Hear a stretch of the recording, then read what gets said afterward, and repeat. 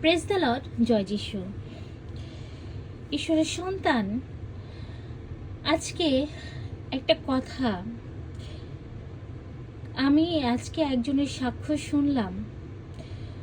আমি ব্যক্তির নামটা বলতে চাই না। উনি খুব দুঃখ পেলেন এবং বললেন উনি তার পরিবারের জন্য অনেক কিছু করেছেন, উনি এবং ওনার বোন, কিন্তু পরিবারে এখন যাদের জন্য করেছেন তারা এখন এমন তাদের সাথে ব্যবহার করছে যেন মনে হয় তাদের কোনো উপকারই করেনি।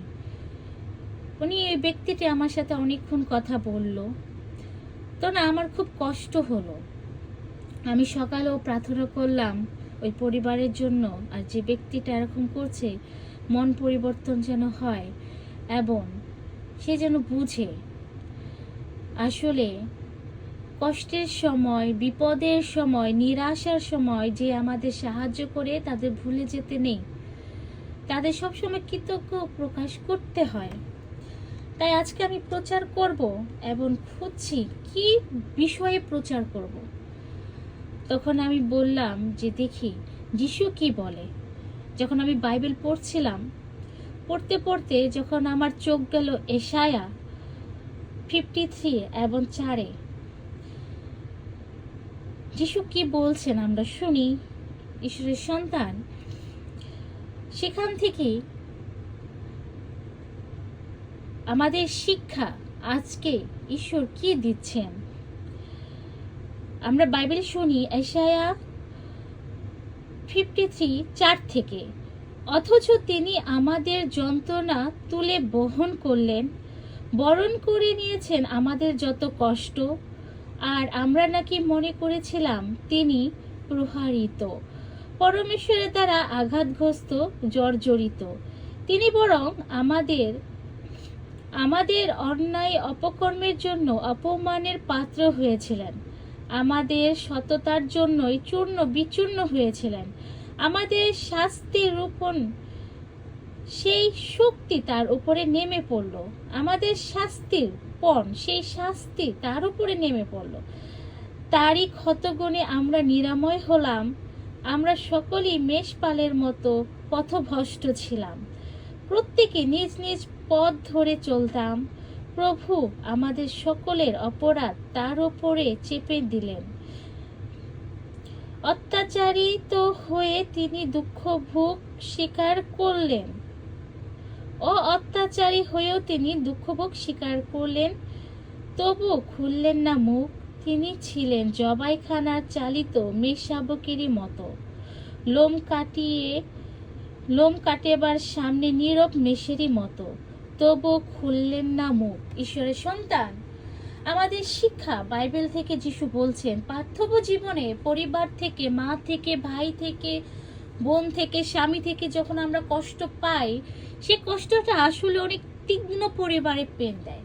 কিসের জন্য? কারণ তারা আমার আপনজন, এবং আমার আপনজন আমার সাথে বিশ্বাসঘাতকতা করেছে, আমাকে বেইমানি করেছে, অপমান করেছে। তখন আমরা অসুস্থ হয়ে যাই, আমরা বিভিন্ন রকম এই চাপ না নিতে পেরে অনেকে জীবনও ত্যাগ করে এবং খুব রোগী হয়ে যায়, অসুস্থ হয়ে যায়। ঈশ্বরের সন্তান, আজকে যিশু আমাকে এবং আমাদের বলছে, আমি তো নিষ্পাপ যিশু, কিন্তু আমার পাপ, আমার কষ্টের জন্য পথভ্রষ্ট হয়ে আমি জীবনযাপন করেছি। আমরা কত মিথ্যে কথা, কত চুরি, কত রকমের পাপ আমরা করেছি। আমরা ঈশ্বরের বাধ্য সন্তান হয়ে চলিনি, নিজেদের জগতের জীবন যাপন করেছি এবং তার সমস্ত পাপের ভার প্রভুর কাছে বহন হলো। প্রভু তা গ্রহণ করলো, সে জীবন দিল, যে রক্ত আমাদের জন্য বইলো, সে রক্ত আমাদের আরোগ্য ঔষধ হয়ে গেল। আমরা তার রক্ত দ্বারা মুক্তি এবং নিরাময় পেলাম।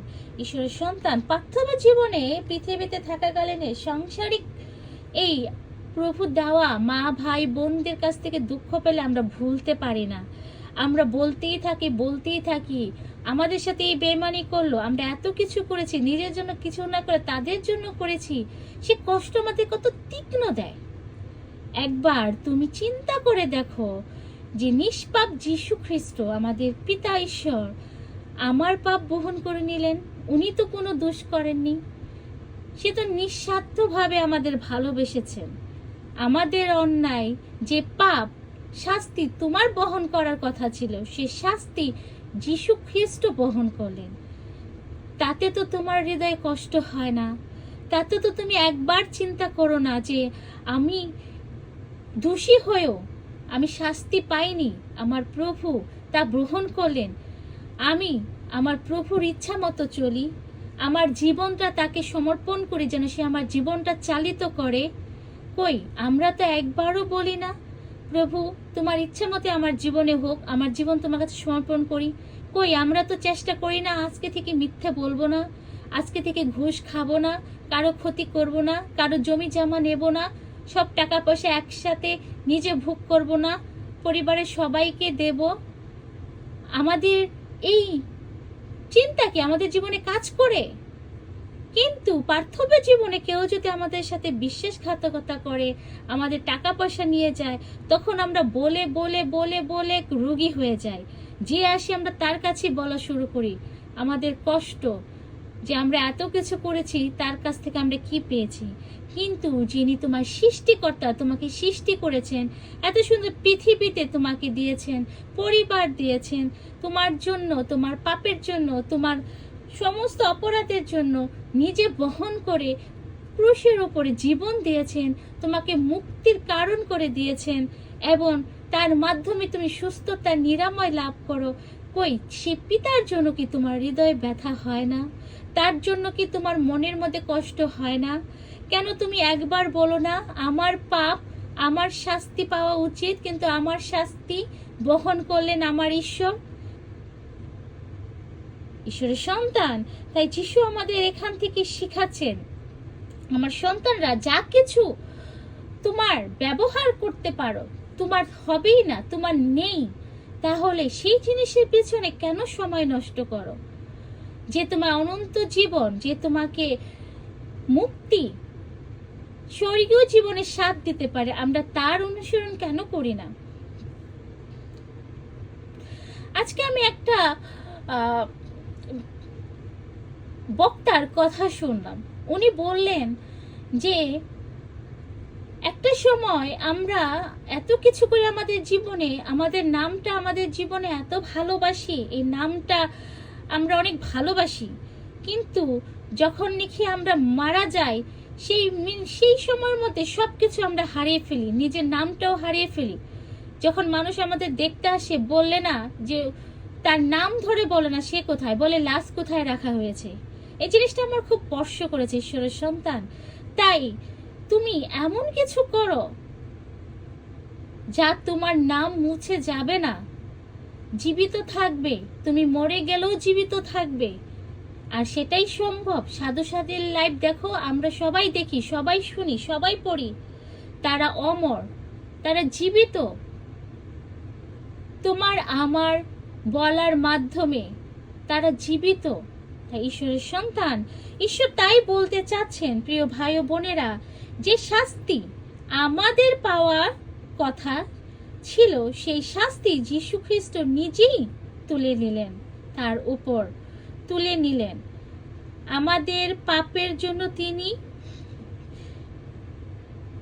বিদ্ধ হলেন, আমাদের অপরাধের জন্য তিনি ক্ষত বিক্ষত হলেন, তবুও তিনি নীরব রইলেন। কিন্তু আমরা তো নীরব থাকতে পারি না। কেউ যদি আমাদের অপমান করে, আমরা তাকে 10টা শোনাই, যে পর্যন্ত না শোনাই সে পর্যন্ত ভিতরে অস্থির হয়। কেউ যদি আমাদের বদনাম করে, আমরা তো নীরব থাকতে পারি না, আমাদের চেহারা, আমাদের সময় সবকিছু বদলে যায়, যে পর্যন্ত তাকে উত্তর না দিতে পারি। কিন্তু আমাদের প্রভু শিখান আমাদের নীরব থাকতে। দেখো কি বললেন প্রভু, আমি পথ হারানো তুমি আর আমি। আমাদের জীবন কেমন ছিল? আমরা পথ হারানো মেষের মতো দূরে চলে গিয়েছি, যিশুকে মানিয়ে নেই, জগতের জীবন যাপন করেছি, জগতের মতো করে চলেছি। কিন্তু যিশু আমাকে ছেড়ে দেয়নি। কিন্তু আমাদের পরিবারে ভাই বোন কোনো বিশ্বাসঘাতকতা করলে, কোনো মদ খেলে, কোনো অপমান করলে আমরা তাদের ছেড়ে দেই, আমরা মারামারি, হত্যা, কেস করা শুরু করে দেই, সম্পর্ক বিচ্ছেদ করে দেই, কিন্তু আমরা ধরে রাখতে পারি না, আমরা ছেড়ে দেই। কারণ জগতের মতো হয়ে আমাদের জীবন আমরা চালাচ্ছি। তাই ঈশ্বরের সন্তান যিশু শিখান নীরব থাকা, ক্ষমা এবং ধরে রাখতে। তার ক্ষতের মাধ্যমেই আমাদের ক্ষমা, তার রক্তের মাধ্যমেই আমাদের মুক্তির পথ। যিশুর কষ্ট, যিশুর ক্ষতর মাধ্যমেই আমাদের ক্ষমা দিতে হয়। কেউ যদি আমাদের ক্ষত বিখ্যাত করে তার কথা দ্বারা, তবুও তাদের ক্ষমা দিতে হয়। এটা ঈশ্বর শিখান তার সন্তানদের। এবং যে আমাদের জন্য রক্ত বয়েছেন, সেই রক্ত দ্বারা আমরা মুক্তি লাভ করি, আমরা আরোগ্য লাভ করি যীশু খ্রিস্টের অমূল্য রক্তের মাধ্যমে। তাই ঈশ্বরের সন্তান, তাই আজ নিজেকে প্রশ্ন করি এবং আমরা নিজেকে দেখি, যিনি আমাদের জন্য জীবন দিলেন, আমি কি আমার জীবন সম্পূর্ণভাবে তার হাতে দিয়েছি এবং দিতে প্রস্তুত?